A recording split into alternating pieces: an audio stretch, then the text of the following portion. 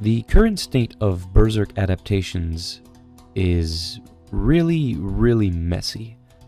I don't know if any of you have watched Berserk 2016 and 2017, but I haven't, and with good reason.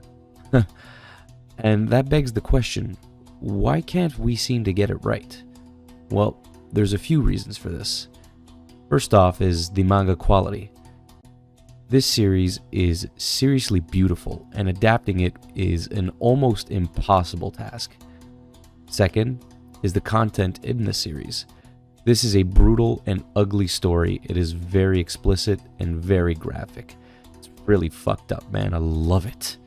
And lastly, budgetary restrictions. Why go for top shelf creators when you can save a quick buck and pump out lowbrow garbage with a team of people who aren't qualified? Well, that pretty much sums it up. We can't seem to get a good adaptation, so I guess we'll have to settle with what we've got. But is settle the right word? Maybe, just maybe, we already have a great adaptation for a great series, buried under a mountain of shoddy CGI and weird upside-down medium shots. Presenting Berserk 97 and the Golden Age trilogy. Here are two series that are widely applauded as good, if not great, and the best Berserk adaptations we've gotten. But which one is better, and which one should you watch? Well, luckily for you dummies at home, I have wasted hours of my life watching both, and in this episode, we might just find out. So to summarize, I'll be going over the pros and cons of both adaptations to determine which series is better, and which, if any, is worth your time. Let's jump right into it. Starting off, we have Berserk 97. The pros. I think this adaptation does a very good job of capturing the essence of the source material. The prime example of this is the visuals. While not perfect, this near 30-year-old anime still holds up and is very smart in its execution. Censorship is well done, not showing gore but hiding it to sell the grit and gruesome nature of Berserk. The atmosphere embodies the mood and feel of the source material as well. The art style is retro and grimy. Striking freeze frames ripped right out of the manga appear frequently. The use of colors is beautiful.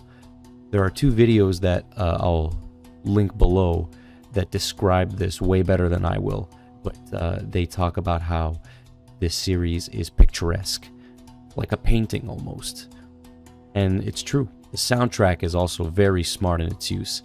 It knows when to shine and when to sit back, and almost when not to speak at all. Also, oh my god, there's this one song in the series, I think it's called Guts. Hopefully Yuan puts in a clip of it.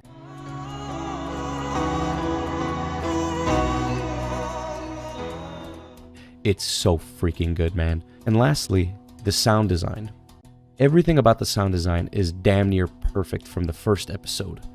Weapons are badass and realistic, battle sounds as well. The Dragon Slayer especially gave me chills when I heard it for the first time. No pots and pans, am I right?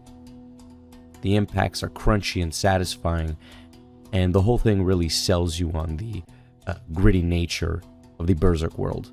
As for the cons, well, this adaptation, like I said, is almost 30 years old, and it definitely shows its age. Not a bad thing, but not necessarily great. I'll start off with the biggest offense of this, which is the fact that the series ends on a cliffhanger. That's rough, man. But that is a standard of the anime from that time. You know, keep going until you don't go no more. Sad, but a reality.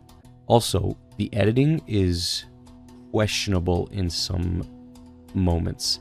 Time jumps seem jumbled and messier than in the manga.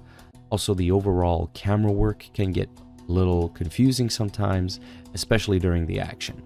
And lastly, and these are more nitpicks than actual criticisms, but these are things that I felt were necessary to mention, in my opinion anyway. I don't think the opening fits the tone of the series very well. As I mentioned before, this story is brutal and gritty and dark, and the opening is just this out-of-place rock song from the 90s, and I don't think it fits. But hey, maybe that's on purpose to ease the trauma you've just experienced. So I get that. There are also occasional dips in overall quality, and some questionable choices made. For example, the voice acting in some characters isn't bad per se, but I don't know if they were the right choice. The main examples of this that I have in mind are Guts, Zod, and Charlotte. Guts' voice seems a little higher pitched for a man who weighs 350 pounds and is 7 feet tall. It wasn't the worst thing, but it was a little distracting to me. Also, I can't really describe why Zod is in this list. You have to go watch the series, or at least his battle, to find out. Also, there are some occasional dips in animation quality, such as Guts' mouth not moving while he talks, or silly action shots, such as the log training scene.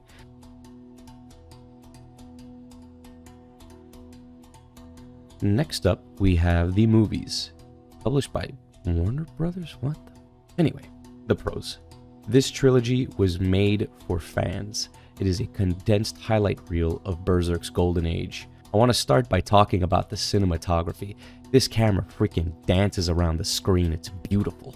The action is dynamic, and a lot of different angles are used effectively here. There are POV shots, camera pans, widespread pans, close-up pans, pots and pans, you name it. It's awesome.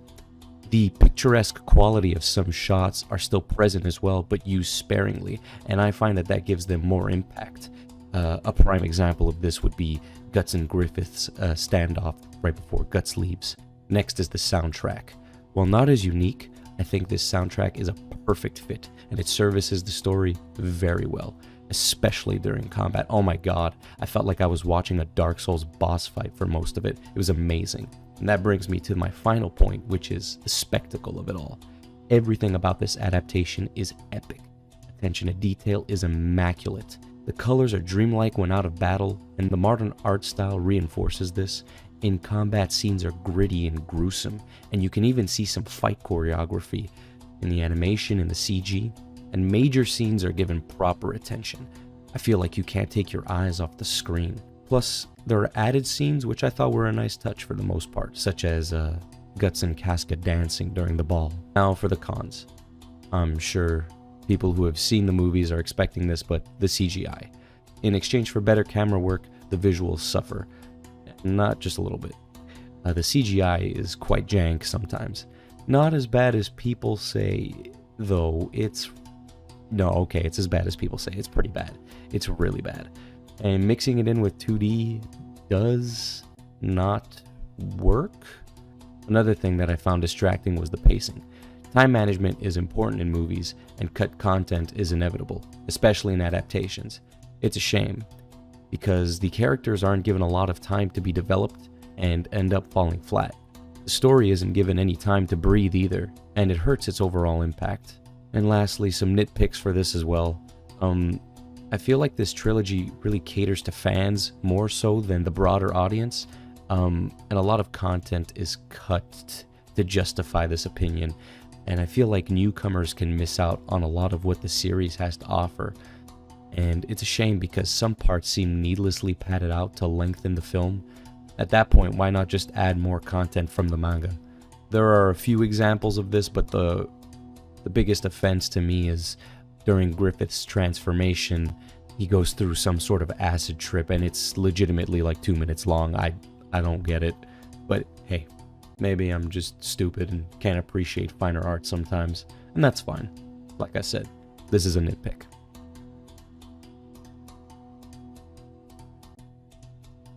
Well, there you have it, dummies. The pros and cons of the 97 Berserk anime and the trilogy movie. So, after hearing that, and after having watched both, what do I think is the better series, and which do I think you should give a try? Honestly, well, as a fan of the series, if you ask me, I think both have something to offer, whether it be the deep cuts of Berserk 97 or the grand spectacle of the trilogy. You can have fun watching either one of these. That being said, if you only have to watch one, I think your best bet would be Berserk 97. Surprising maybe? I don't know. But I feel like the cut content hurts the movies a lot. And if you're a newcomer to the series, you definitely want to try out Berserk 97. I also think the cliffhanger almost helps it in that way, because when you're done with the anime, you could just jump into the manga and continue where you left off, because you're not really missing much if you start with Berserk 97.